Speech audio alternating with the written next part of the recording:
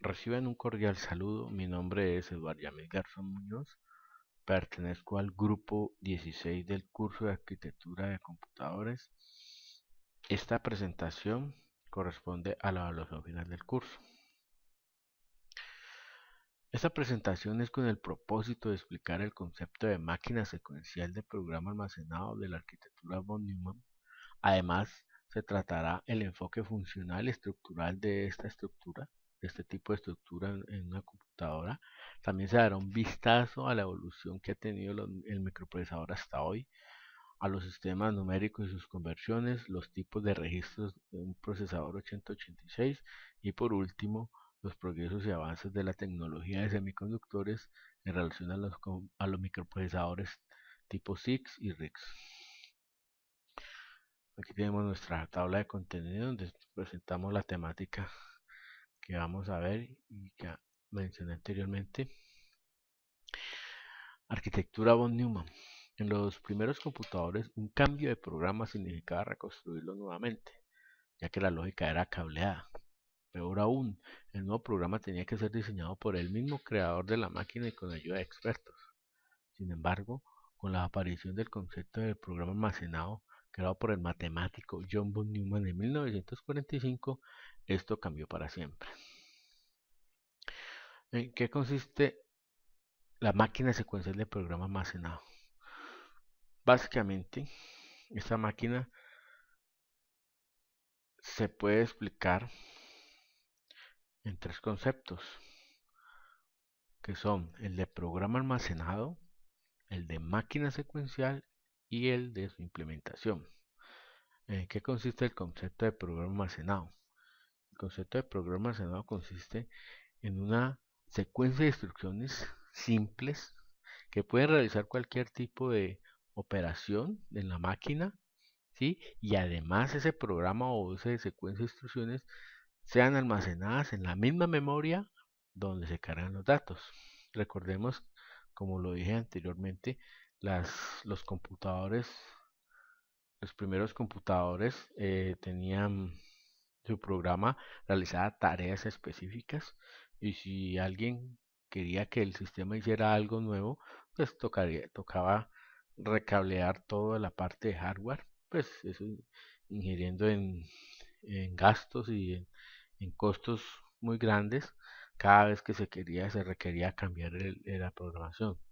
El concepto de von Neumann pues cambió esto ya que él consiguió la idea de que el programa fuera almacenado en la memoria y así si se quería cambiar el programa pues solamente se hacía a nivel de software y el hardware siempre, independientemente del programa cargado, siempre va a realizar la función que se requería. Ahora, el concepto de máquina secuencial se refiere a que este sistema tiene un secuenciador, ¿sí? Para correr el programa y ese programa lo va a correr instrucción por instrucción, ¿sí? para, para poder llevar a cabo el resultado esperado. Ahora, el concepto de implementación, ¿sí? Para implementar este tipo de máquina, pues von Neumann dijo que se requieren 5 unidades funcionales. La primera es un órgano de cálculo en donde se van a efectuar las operaciones matemáticas, ¿sí? Una unidad de memoria donde se cargarán los datos y estará cargado el programa. Una unidad de control que será la que hará la distribución de la información, ¿sí? De los cálculos y una unidad de entrada y salida que son las que comunican el sistema con el mundo exterior. Ahora bien, veamos cuáles son las características de esta arquitectura. Una de sus principales características es que está compuesta por tres componentes principales que son una CPU, una memoria principal y la unidad de entrada-salida. Y otra característica es, como lo mencionamos anteriormente, es un procesamiento secuencial de datos y este sistema maneja datos binarios. Ahora bien, ¿cuáles son sus ventajas? Pues que se pueden guardar los programas en memoria. Si usted quiere cambiar el programa, puede crear nuevos programas. lo puede modificar en tiempo de ejecución. Es una arquitectura electrónica fácil de diseñar. Las instrucciones y los datos se recuperan de forma secuencial y el traslado de datos de instrucciones entre unidades, debido a que como la forma, tanto el programa como las instrucciones están en la misma memoria, pues es fácil mover la información entre instrucciones. Ahora vamos a ver el enfoque funcional y estructural de la computadora en la arquitectura von Neumann. Esta computadora en esta arquitectura, este tipo de arquitectura, presenta dos enfoques. Uno que es el funcional y el otro que es el estructural. El enfoque funcional se refiere a las funciones como tal de cada dispositivo que compone el computador, ¿sí? Entonces está el aparato de traslado de datos, ¿sí? Hay un mecanismo de control, ¿sí? Hay una facilidad de almacenamiento de los datos y una facilidad de procesamiento de los datos. Eso en cuanto al aspecto funcional. Y en cuanto al aspecto estructural, podemos ver que se compone de un procesador, un almacenamiento de memoria y una unidad de entrada y salida, ¿sí? En el procesador, pues tiene la función de ejecutar las instrucciones. El de almacenamiento de memoria almacena los datos y los programas, y la entrada y salida es la interfaz al exterior de los periféricos. O sea, esa es la que finalmente llega al usuario. Y todos estos dispositivos de la estructura están conectados con la estructura de interconexión. Ahora vamos a ver la evolución de los microprocesadores hasta hoy en día. Podemos observar aquí que en el año 1971 Intel lanza su primer microprocesador 4004 de 1 kilobyte de memoria y 4 bits. Realmente eran microprocesadores pues que no tenían mucha capacidad, pero fueron una gran novedad en su inicio y hacían mucho más cosas de lo que hacían las grandes computadoras que existían hasta el momento. En 1974, Zilog lanza el Z80 con una capacidad de memoria de 4K y 8 bits. El primer microprocesador lanzado por Intel en el 71 era solamente de 4 bits. Ya Zilog lanza uno de 8 bits. En 1975 Motorola lanza el 6800 con 1 megabyte de memoria y 8 bits. Como pueden observar, aumentó drásticamente la capacidad de memoria del procesador. En 1978 Intel lanza el i8086 también con 1 megabyte de memoria, y la novedad era que ya eran a 16 bits, un bus de datos de 16 bits. En 1979 Motorola lanza el 6800 con 16 megabytes de memoria y 32 bits. Pareciera irrisorio esta capacidad de memoria hoy día, pero pues en esa época era, era mucha, era algo grande tener una memoria de 16 megabytes. En 1992 Intel lanza el 80186 y el 8286. En 1983 Motorola lanza el 68010. Estos procesadores ya manejaban 32 bits. En 1984 Motorola lanza el 68020 y en 1985 Intel lanza tanto el i386 y luego el i486, ¿sí? Con 32 bits de datos. En 1987 Motorola lanza el 68030 a 32 bits y con una velocidad de 25 MHz. Ya se empezaba a vislumbrar grandes velocidades. En 1989 Intel lanza el Pentium, que era 5 veces más potente que el i486 lanzado en 1985. En 1993 Intel nuevamente lanza el Pentium Pro con un chip de alto rendimiento enfocado a estaciones de trabajo y servidores de 32 bits. En 1994 Motorola lanza el 68060 de 32 bits y en el 2000 Intel lanza el Pentium 4 con mayor rendimiento y con más de 42 millones de transistores. A partir de ahí, en la actualidad, pues hubo un gran avance en el desarrollo de estos microprocesadores hasta hoy día, en cuanto a hoy en día que existen procesadores de 2, 3 y 4 núcleos, como por ejemplo el Intel Core i3, i5, i7, ¿sí? Y grandes velocidades, entre 2 y 3.8 GHz, ¿sí? Del reloj, del microprocesador, y las de 32 y 64 bits. También podemos observar que aquí está la compañía AMD, que también ha sido un arduo productor de microprocesadores y competidor de Intel.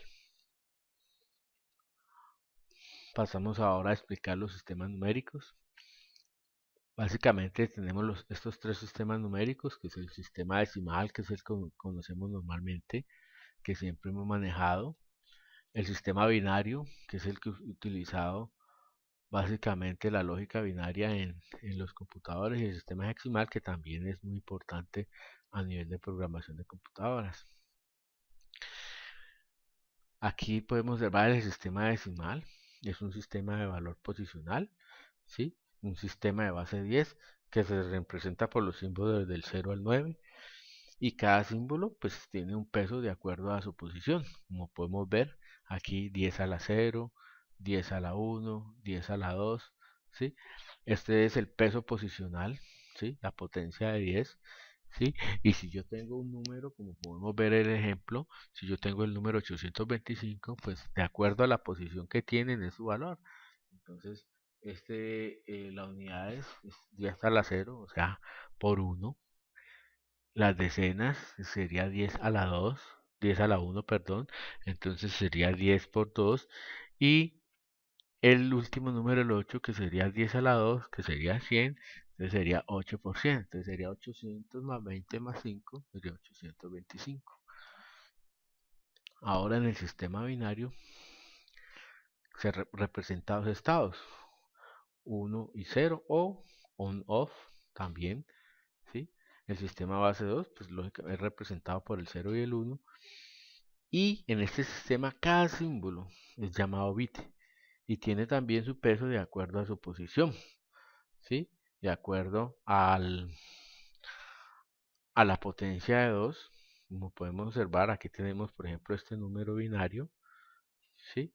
Donde el bit más a la izquierda es el bit más significativo o MSB y el bit más a la derecha es el bit menos significativo o el LSB.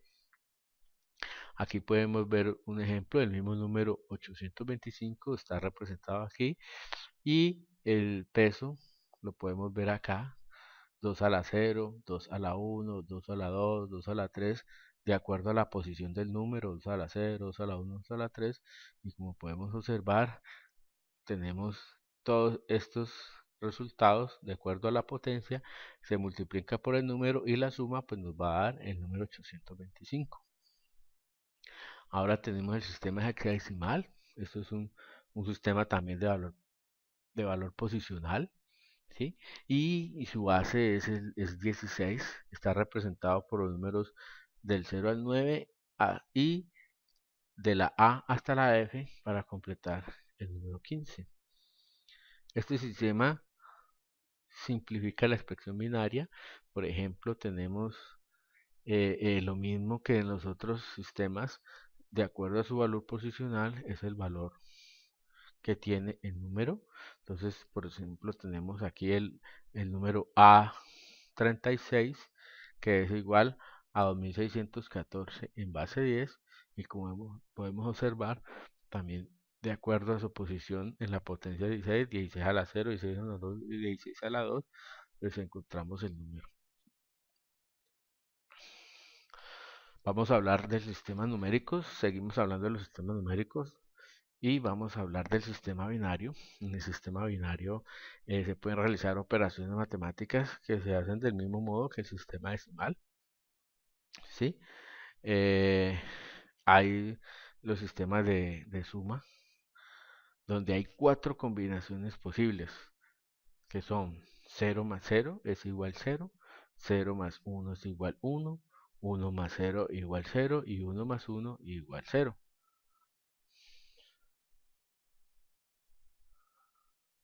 ¿Sí? Pero este 1 más 1 lleva 0, acarrea un 1, ¿sí? Para la siguiente posición, ¿sí? Como lo hacíamos en el sistema decimal, que se lleva un 1, es prácticamente muy parecido. Aquí, por ejemplo, aquí vemos un ejemplo, ¿sí?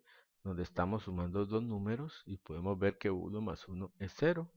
Y como llevo 1, entonces aquí lo pongo. Y entonces 1 más 1 es 0, ¿sí? 0 más 1 es 1 y así sucesivamente hacemos la suma y nos da el resultado. Si hacemos la conversión, pues podemos ver que esto es el número 73 más 83 y este resultado nos da 156. Ahora veamos la resta. En la resta también se presentan las combinaciones que son 0 menos 0 igual 0, 1 menos 0 igual 1, 1 menos 1 igual 0 y 0 menos 1 igual 1 y se pide prestado a la posición siguiente, igual como se hace con el sistema decimal, muy parecido. Para facilitar la resta se usa el complemento a 2 con el sustraendo y luego se le suma el minuendo. El número de bits del sustraendo siempre va a depender del número mayor más el bit de signo del minuendo.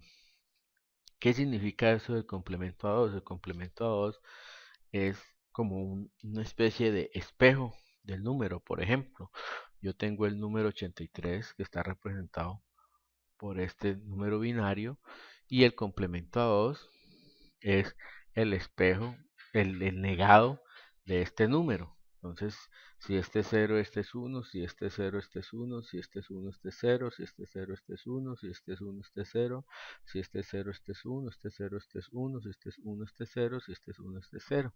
Entonces es el número negado del 83. ¿Sí? A este número tengo que sumarle 1, ¿sí? Y al minuendo tengo que sumarle un 0, que es el bit de signo. Realizo la operación, ¿sí? De resta, de acuerdo, teniendo en cuenta estas combinaciones. Y al final, el último número, el 1 de la izquierda, no se tiene en cuenta. Y el siguiente número es el bit de signo. Si, por ejemplo, este valor fuera 1, que quiere decir que este número es negativo, el resultado es negativo. Como el número dio 0, entonces el signo del resultado es positivo. Y a partir de aquí, este corresponde al número del resultado. Entonces, este número no se tiene en cuenta. Y el 0 siguiente, este, vendría a ser el, el signo del resultado. ¿Sí? Y nos da 173 en este caso, 73 positivo. En este caso le restamos a 156, le restamos 83. Ahora vamos a ver la multiplicación. En la multiplicación también es muy sencilla. También hay que tener las combinaciones en cuenta para la multiplicación. En este caso, 0 por 0 es igual 0, 1 por 0 igual 0, 0 por 1 igual 0 y 1 por 1 igual 1. Como pueden ver, la única operación que da 1 es 1 por 1. Se multiplica de derecha a izquierda y el resultado de multiplicar cada bit se suma al del anterior desplazando el peso de bit 1 a la izquierda. También, como en el caso del sistema decimal, es muy parecido. Básicamente es casi que igual. Entonces aquí podemos ver que estamos multiplicando 11 por 13. ¿Sí? Y podemos ver la operación 1 por 1, 1, 1 por 0, 0, 1, 1 por 1, 1. Entonces, como podemos ver, realmente es muy fácil. Aquí en este caso, como es 0 por todos, pues da 0.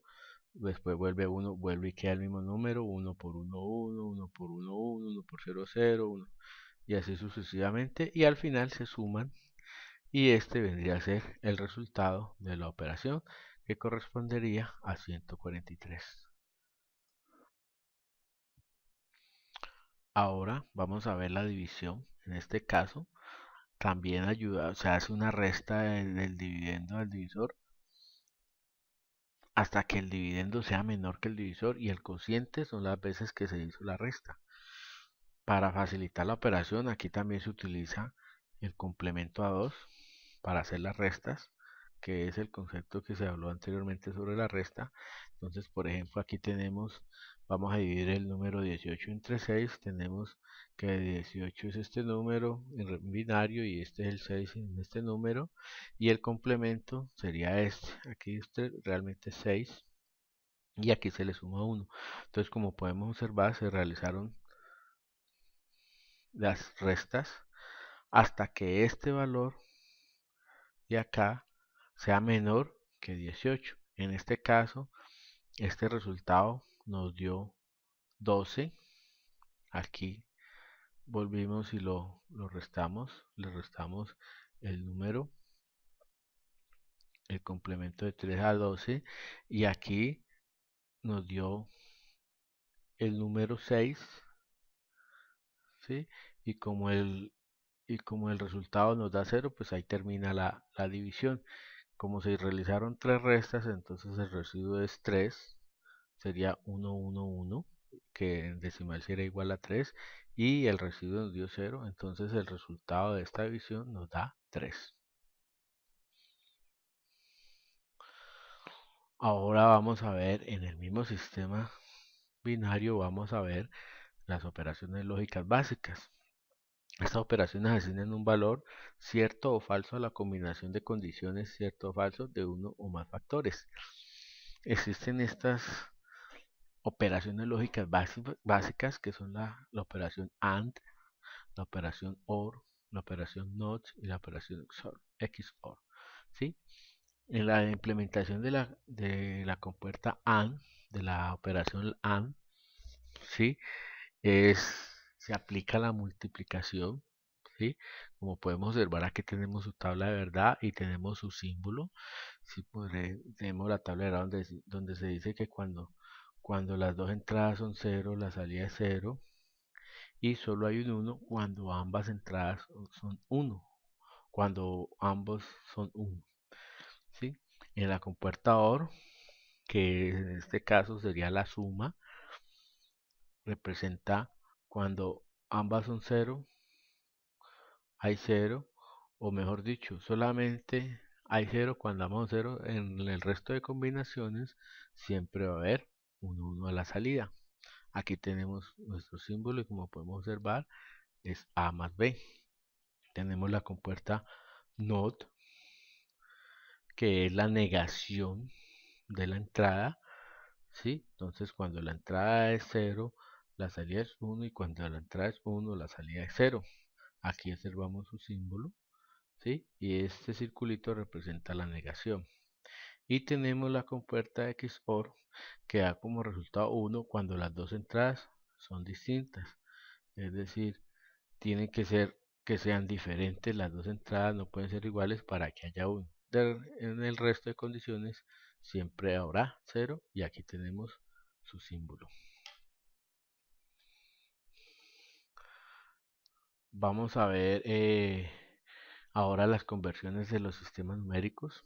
Tenemos una conversión de decimal a binario, ¿sí? Si yo quiero convertir un número decimal a binario, pues debo dividir el número decimal en 2 y anotar 0 si el resultado es par y 1 si es impar. Entonces, por ejemplo, aquí vamos a convertir el número 825 a binario. Podemos mirar, dividimos 825 y 2. Como el resultado es impar, dividir 825 y 2, el resultado es impar, entonces coloco un 1. 412 y 2, como la mitad es par, entonces coloco un 0, lo mismo que aquí en 206, aquí en 103 pues es impar y así sucesivamente. ¿Cómo organizo el número? De abajo hacia arriba sería el resultado. Entonces, este sería el bit más significativo y este sería el bit menos significativo. al final tenemos el número 1100111001 que equivale a 825 en decimal.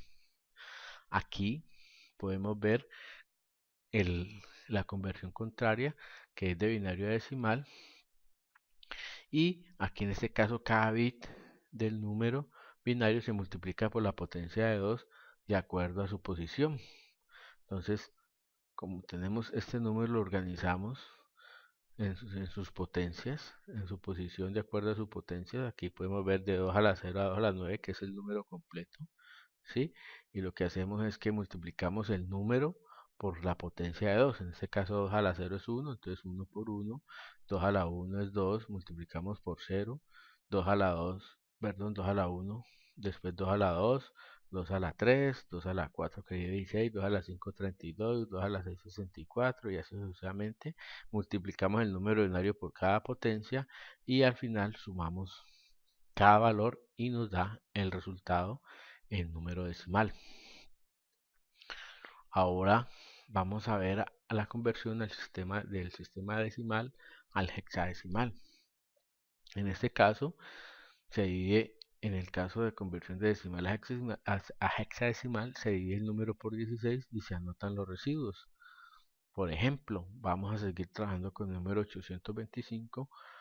Dividimos 825 en 16 y nos da 51 y el residuo es 9, y el 51 lo dividimos en 16 y nos da 3 y el residuo es 3. ¿Cuál es el número hexadecimal? El último residuo, el último resultado de la división más los residuos. Entonces en este caso se organiza el número con este resultado y estos residuos. Entonces 339 en hexadecimal equivale a 825 en decimal.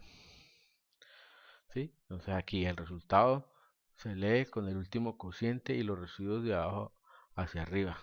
¿Sí? Entonces 825 en base 10 es igual a 339 en base 16. Ahora de hexadecimal a decimal, cada cifra del número se multiplica la potencia de 16 de acuerdo a su posición.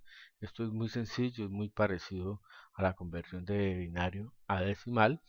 Lo mismo, de acuerdo a su posición, a la potencia de 16, entonces 16 a la 0, 16 a la 1, 16 a la 2, ubicamos el número 339 y multiplicamos por el valor de cada potencia, 1 por 16 por 3, 256 por 3, y al final sumamos los resultados y nos da el número en decimal.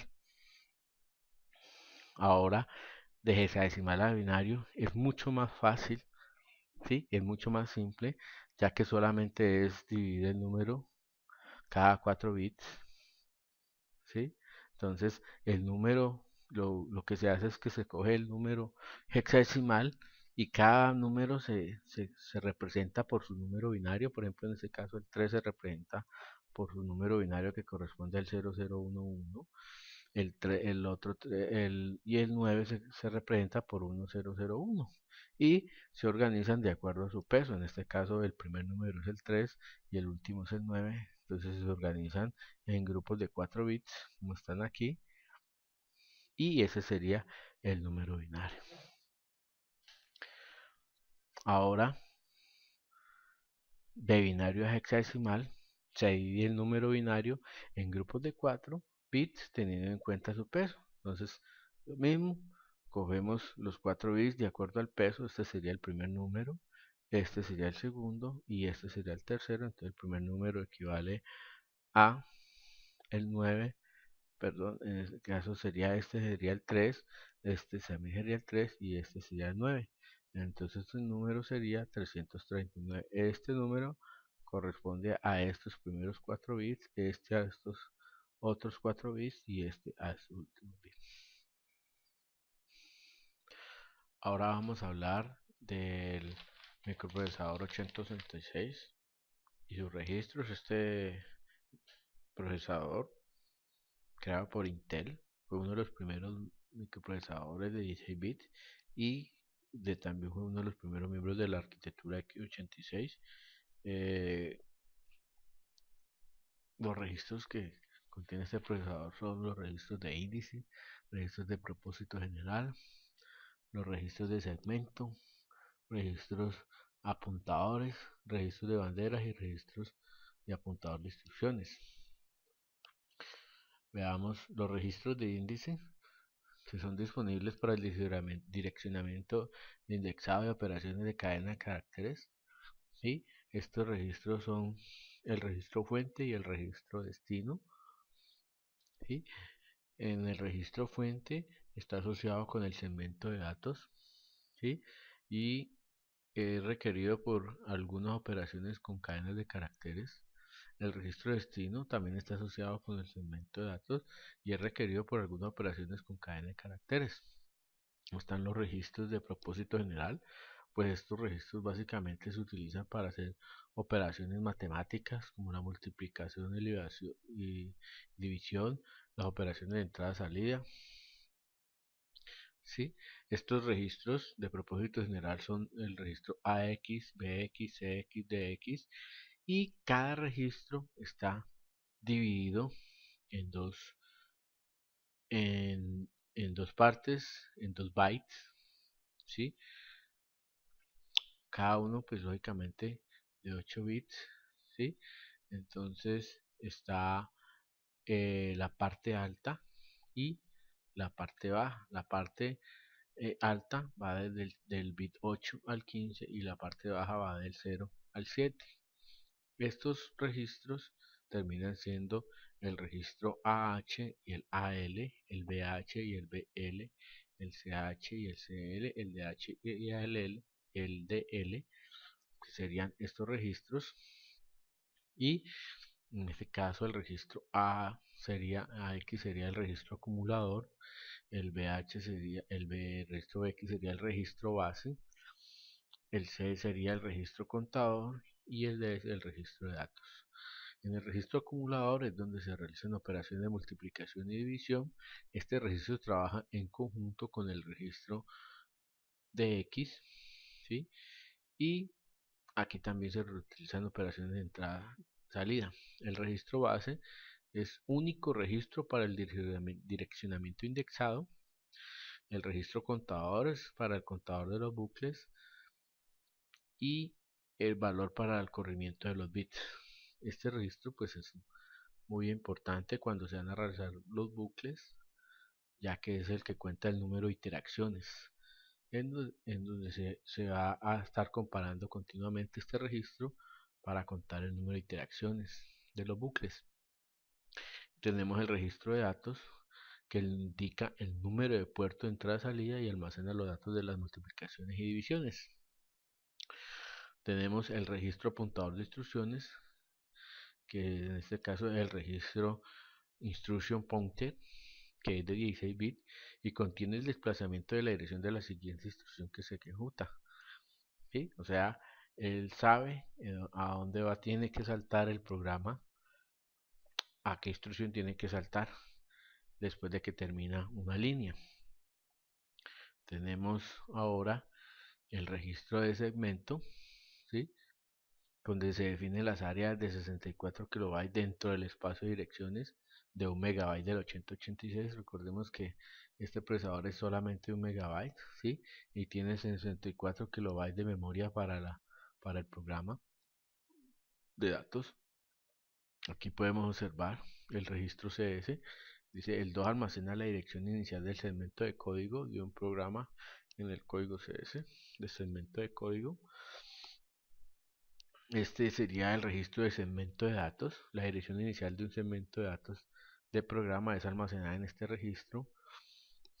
Este es el registro SS que permite la colocación de memoria de una pila para almacenamiento temporal del sistema de direcciones y datos. Y tenemos el registro ES, que algunas operaciones con cadena de caracteres utilizan el registro extra segmento para manejar el direccionamiento de memoria. Ese sería el registro ES de extra segmento. Tenemos los registros apuntadores que están asociados con el registro SS, que es el registro de colocación de memoria de una pila, ¿sí? Y permiten acceder a los datos del segmento de pila, en este caso al registro, el registro SP de stack pointer, ¿sí? SP apuntador de pila proporciona un valor de desplazamiento que se refiere a la palabra actual que está siendo procesada en la pila, y el registro BP apuntador de base, ¿sí? Que facilita la referencia de parámetros dentro de la pila. Entonces, tenemos el registro apuntador de instrucciones, que es el registro de instruction pointer de 16 bits que contiene el desplazamiento y dirección de la siguiente instrucción que se ejecuta. Ya lo habíamos visto anteriormente. Ahora tenemos los registros de banderas, o comúnmente llamados flags. Esto es un registro de 16 bits, de los cuales 9 sirven para indicar el estado de la máquina y el estado del procesamiento.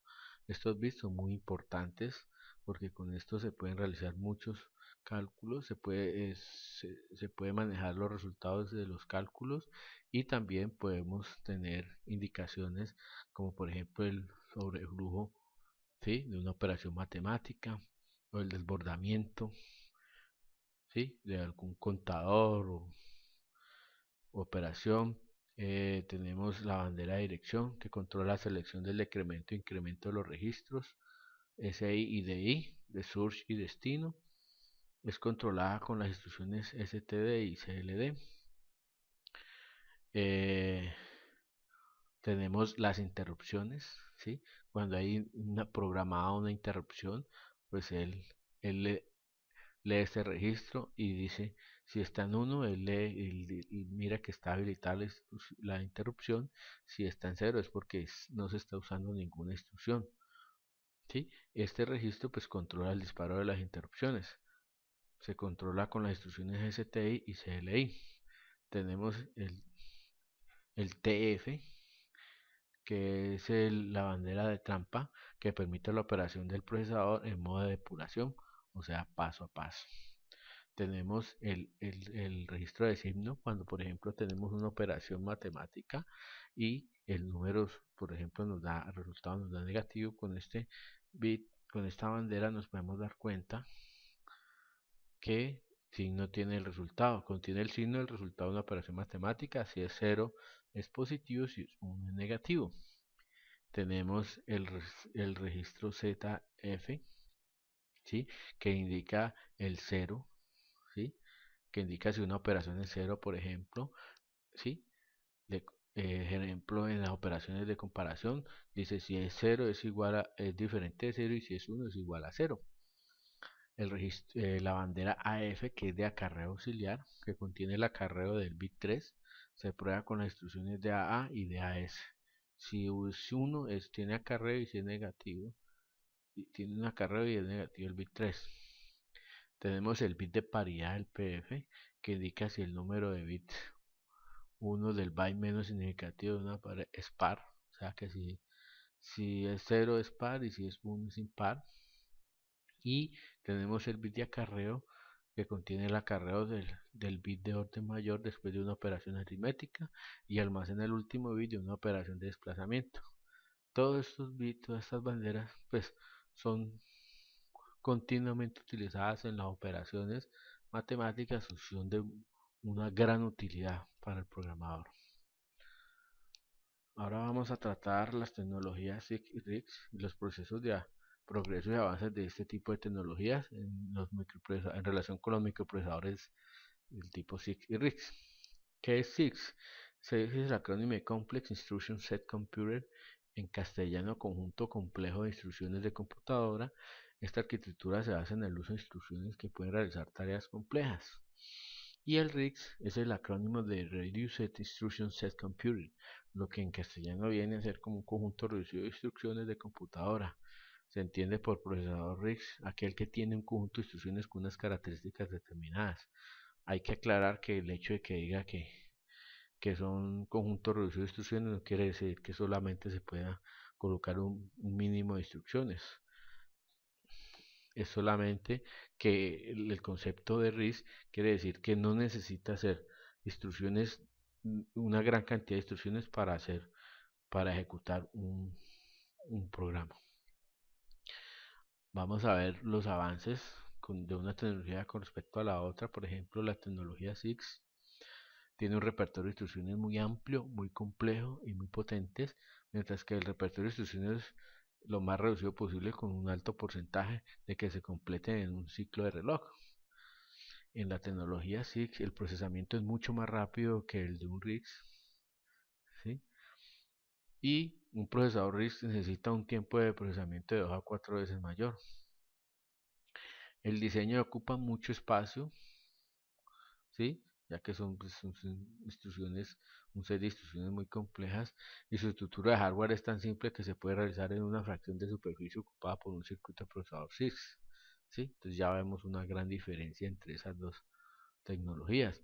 Los procesadores SIG tienen como ventaja el software, ¿sí? Y los procesadores RISC tienen la ventaja del hardware. La tendencia de los programadores hacia los lenguajes de alto nivel hizo tender a repertorios de instrucciones más ricos con instrucciones más complejas para disminuir la brecha semántica. El modelo de instrucciones load store solo las instrucciones load store acceden a memoria. Ello significa el direccionamiento y acorta los tiempos de los ciclos de la CPU. Los procesadores SIC destruyen la información que existe en algunos de los registros como consecuencia de la ejecución normal de instrucciones. Esto es debido a su arquitectura de dos direcciones, por la cual el resultado de una operación describe uno de los registros que contenía los operandos. Las instrucciones RISC con 3 direcciones contienen los campos de los dos operandos y el de un resultado. Por lo tanto, los operandos origen como el destino son mantenidos en el registro tras haber sido completada la operación. Esta arquitectura no destructiva permite reutilizar los operandos optimizando la concurrencia. La microprogramación es una característica importante y esencial de casi todas las arquitecturas SIX. Y en la tecnología RISC, la ausencia de microcódigo. El microcódigo no se presta a la ejecución en ciclos únicos, ya que requiere que el hardware sea dedicado a una interpretación dinámica. La programación en microcódigo no hace que el software sea más rápido que el programado con un conjunto de instrucciones simples. Todas las funciones y el control en los procesadores RISC están cableados para lograr una máxima velocidad y eficiencia. Dificultad para implementar el paralelismo entre instrucciones. Esto es en la tecnología SIX. Y mientras que en la tecnología RIX, las instrucciones simples de formato fijo y ciclo único permiten que las diferentes etapas de los ciclos de ejecución, búsqueda o fetch, decodificación, ejecución y escritura del resultado o result write back para instrucciones múltiples se puedan utilizar simultáneamente de un modo más simple y eficaz. Bueno, muchas gracias. Esta es la bibliografía utilizada para la presentación. Eh, Hasta una próxima oportunidad.